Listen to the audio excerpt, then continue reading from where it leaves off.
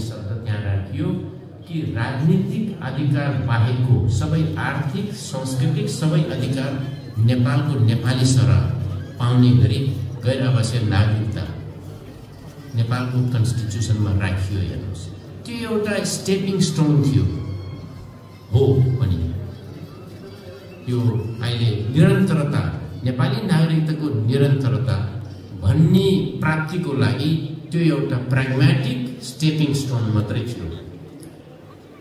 भने त्यो चाहिँ किन नलिने त? अहिलेलाई त्यो लिइराखौँ, हाम्रो एजेन्डा लङ टर्म एजेन्डा चाहिँ कन्टिन्यू नै गर्ने भन्ने कुरा हो। तर अहिले के भयो, पोहोर साल नागरिकता दिन थाले, गैर आवासीय नागरिकता मैले लिएको छैन।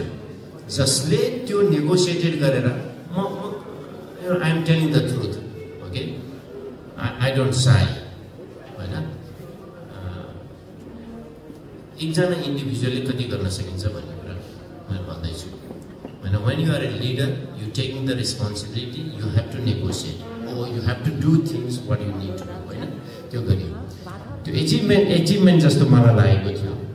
म आफै पर्सनल्ली पनि त्यो नागरिकता लिनेवाला थिएँ, किनभने कानुनी हिसाबले मैले अस्ट्रेलियाको नागरिकता लिइसकेको छु। तर पोहोर साल त्यो नागरिकता दिँदाखेरि मैले त्यो लिइनँ, किनभने त्यो नागरिकता योगेन छेत्रीजीले भन्नुभयो पोहोर साल त्यो कागजको खोस्ट हो भनेर भन्नुभयो।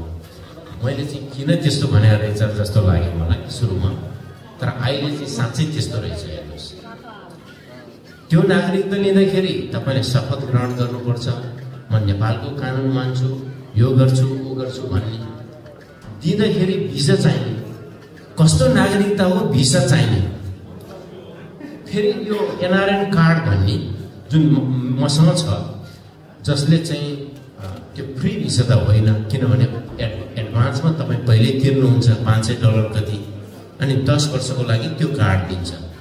अनि ग्राटिस भिसा भन्ने हुन्छ, भिसा नलाग्ने, अनि भिसा नजाने। तर भिसा फी त लिइसक्यो, कन्सुलेट अथवा चाहिँ एम्बेसीमा तपाईँ बुझाउनुहुन्छ $500, होइन। कस्तो ट्रिकी हेर्नुहोस् न, ग्राटिस रेट भिसा चाहिँ gratis rate meaning free, but you have in advance you have already paid.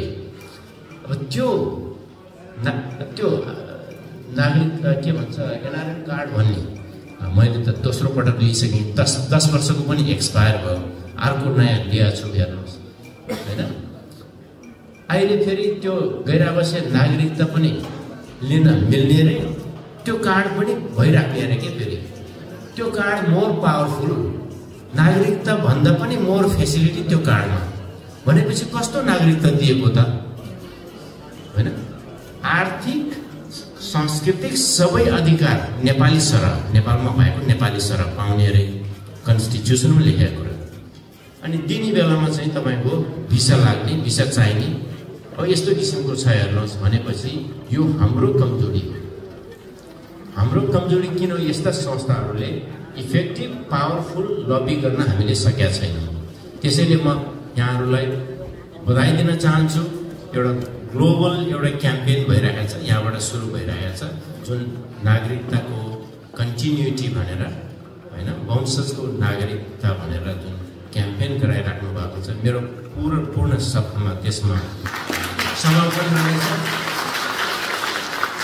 के कस्ता रिसोर्सेसहरू चाहिन्छ त्यसमा म पुरै लाग्नेछु, मेरो समर्पण रहनेछ।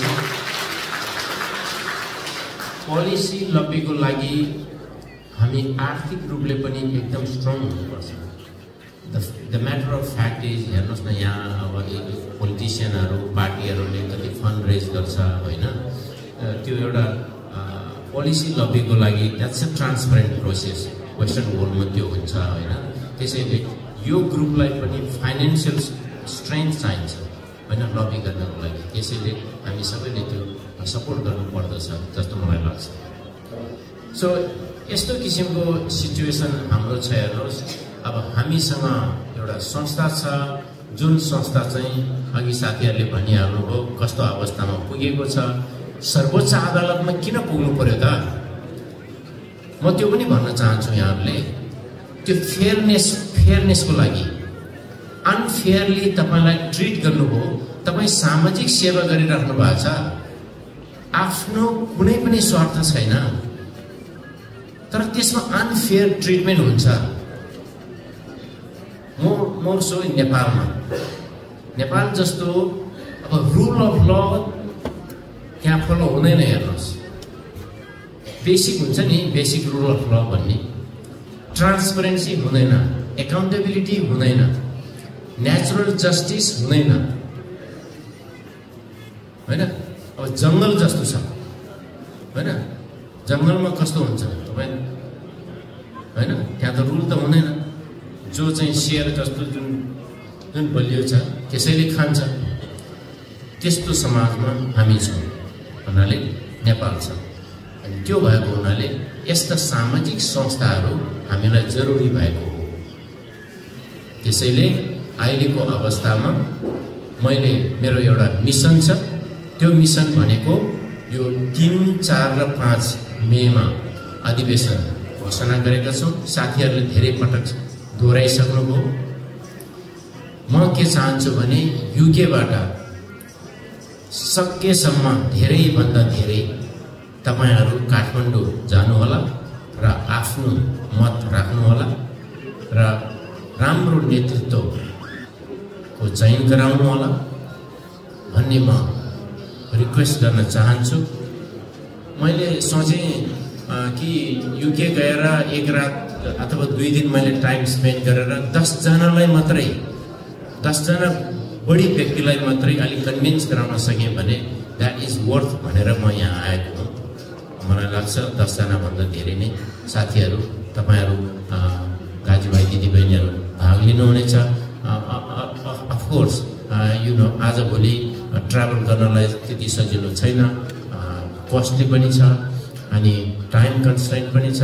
कति व्यवसाय गर्नुहुन्छ, कति काम गर्नुहुन्छ भने छुट्टी लिनुपर्छ।